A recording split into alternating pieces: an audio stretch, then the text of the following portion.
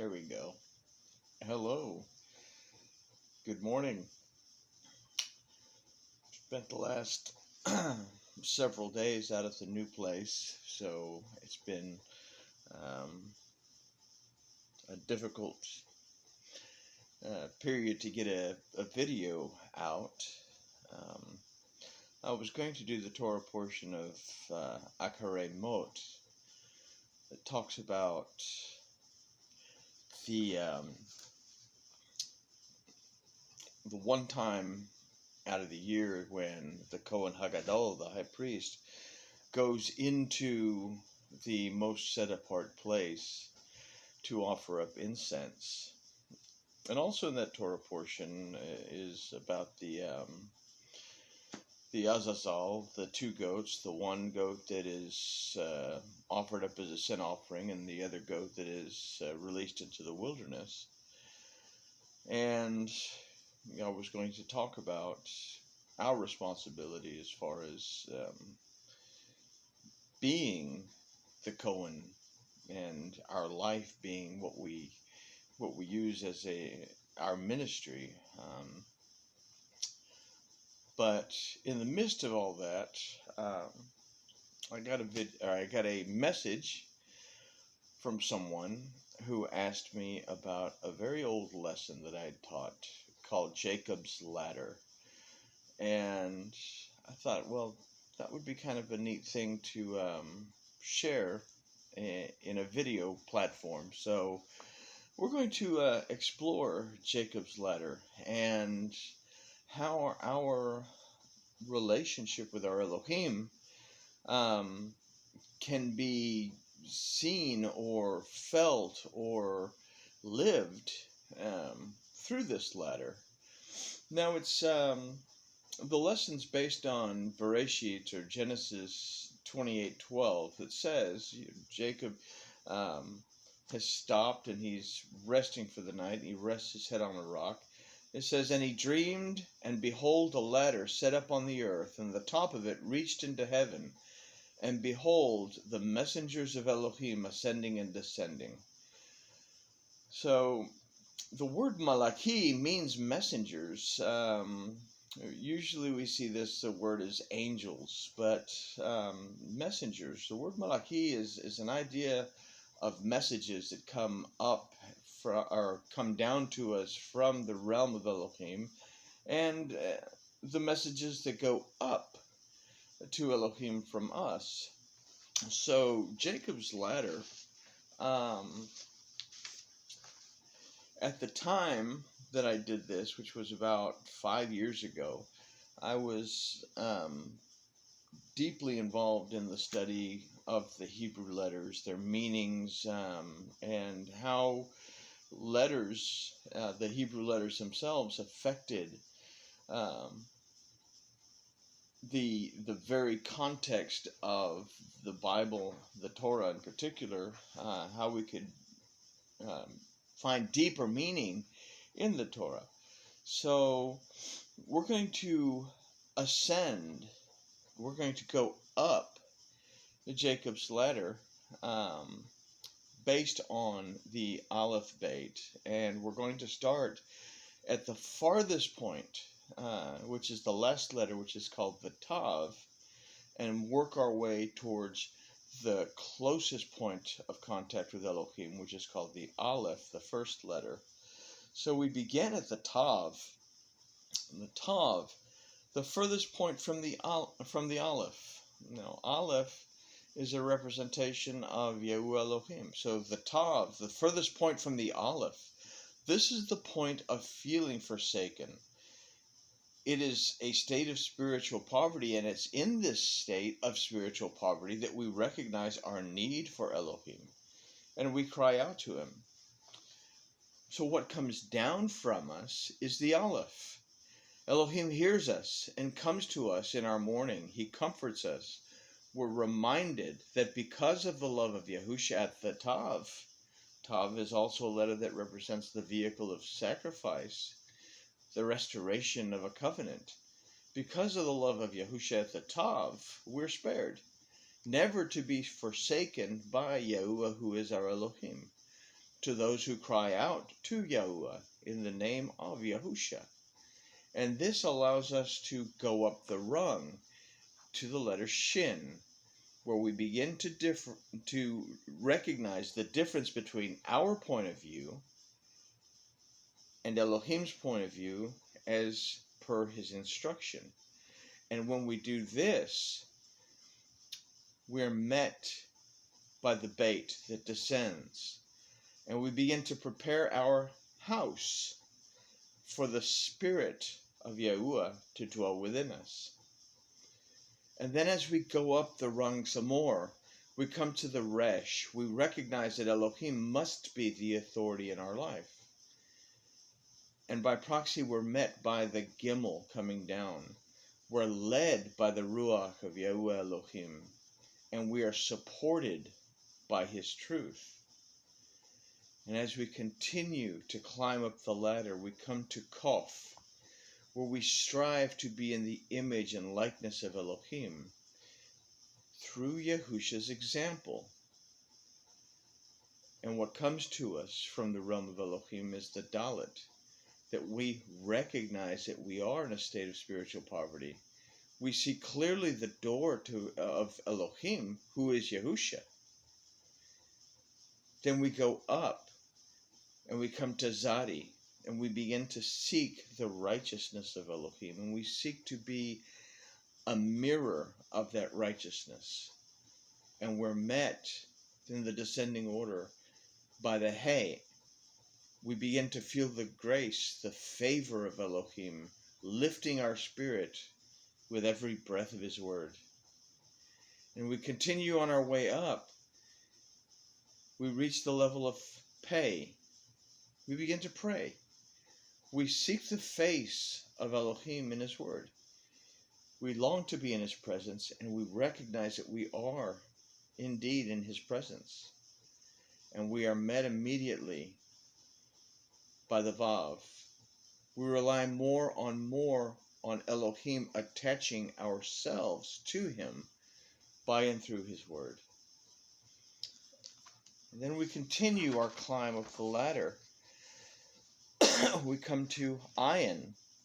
We begin to acquire perception and discernment through the word.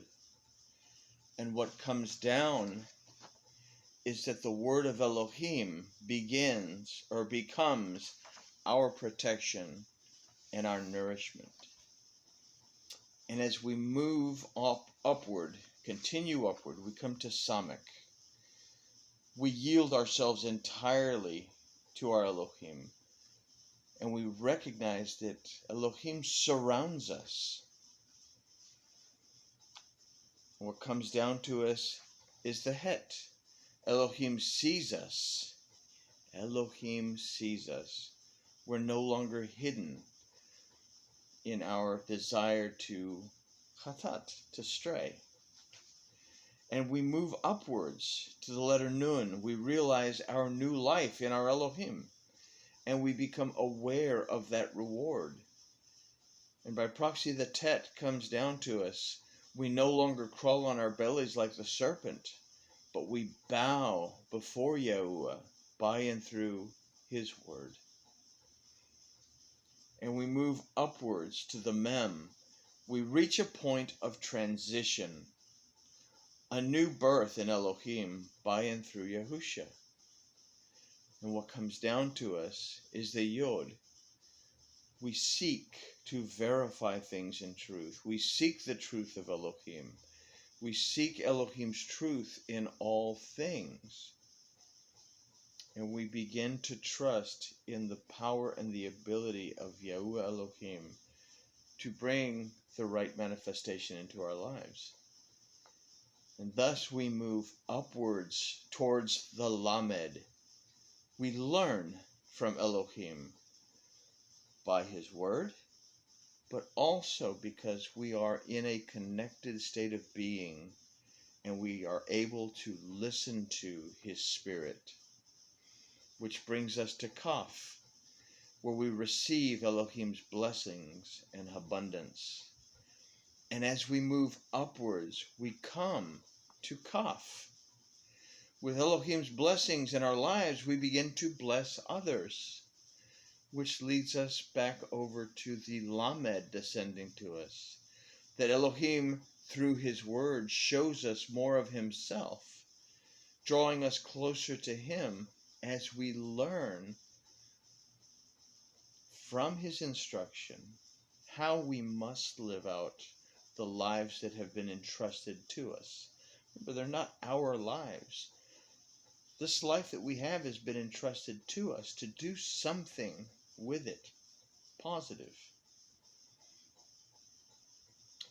So we move upwards and we come again to the Yod. We are aware of Elohim's power and his ability in our lives by and through his truth.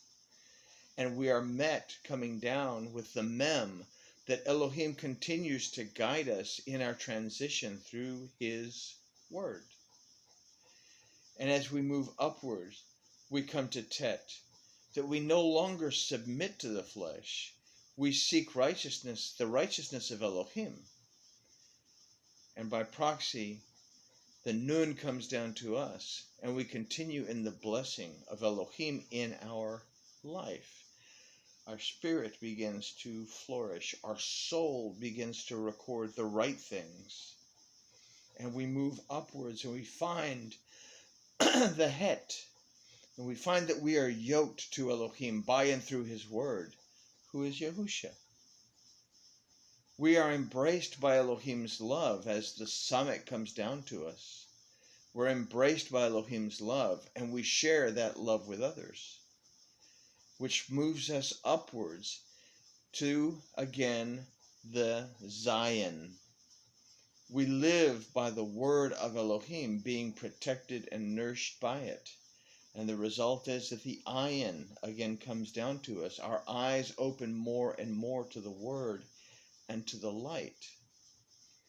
And we move upward again to the Vav, where our carnal side yields to our spiritual nature. And we are met again by the Pei, that we communicate clearly with Elohim through his word and by and through our connection to his spirit. And this propels us upwards again to the Hay, where we recognize that we are new creations in Elohim. And thus we're met by the Zadi coming down to us, where Elohim sees us as righteous, and he sees us as being in his image. And we move upwards more, and we come again to the Dalet as we come closer to the top. We're no longer spiritually poor. We enter through the door to our Elohim by and through his word. Yahusha said, I am the door. The Torah is often called Yasha. It's often called Yahusha. And we are met again by the Kof, that Elohim blesses our every effort continuously. We become set apart. And this is where the saying that we read in the Bible, and from King Jimmy, it really doesn't make much sense, where it says, be holy, for I am holy. Again, the word holy doesn't really exist in the Hebrew language. It's the word kodesh means to be set apart, to be dedicated to something. So when we think about kof and that line, be kodesh because I am kodesh, we consider the action that I am going to be dedicated to my Elohim because he is dedicated to me. And I move upward to the Gimel, where I recognize that, or we recognize that our spirit is rich. And by proxy, we come to the Resh coming down, that Elohim bestows to us his authority. And we move upwards to the Beit now, where we recognize that we are part of Elohim's household, For those who would believe and receive his name, he gave them the authority to be the children of Elohim. And what comes down to us is the Shin. And again, we begin to see only Elohim's point of view, which moves us upward finally to the Aleph, where we are at the closest point to our Elohim. We are in the presence of Yahuwah, and we're met again by the Tav. This time we recognize that we are truly in a covenant relationship with our Elohim, and that we are now in the presence of the Aleph and the Tav. It was a very comforting lesson as I read it last night, and I really wanted to share it. Torah portions, we'll have Torah portions all the time, but it's not often that we can look at the Word and find something that may or may not have meaning. I know this was meaningful to me to read it again through this difficult time that we've all gone through with this pandemic thing, and hopefully it will open our eyes and open our path to refresh ourselves as we move forward in coming together again, and as we move forward in building our relationship with Yahuwah, our Elohim, and ourselves. Thank you. I hope to see you soon. I love you all. Goodbye.